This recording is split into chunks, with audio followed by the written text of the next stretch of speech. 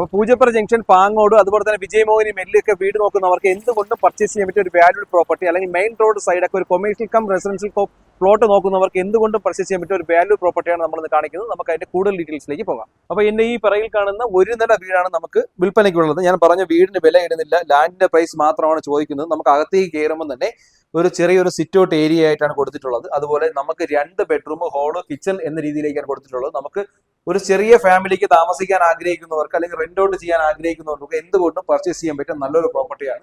പഴയ കെട്ടിടമായാലും പഴയകാല ചുടുകല്ലും മണലിലുമാണ്. 2 ബെഡ്റൂം അല്ല 3 ബെഡ്റൂം ആയിട്ട് വേണമെങ്കിൽ നമുക്ക് യൂസ് ചെയ്യാൻ പറ്റും. നമുക്ക് ഏകദേശം ഇവിടെ വരുമ്പോൾ നല്ല കിച്ചൺ ഏരിയ കൊടുത്തിട്ടുണ്ട്, ബെഡ്റൂംസുകൾ കൊടുത്തിട്ടുണ്ട്, ബാക്സിൽ വർക്ക് ഏരിയ കൊടുത്തിട്ടുണ്ട്. ബാക്കിലേക്ക് നമുക്ക് ധാരാളം കൃഷി ചെയ്യാനുള്ള ഒരു സ്ഥലവും കൊടുത്തിട്ടുണ്ട്.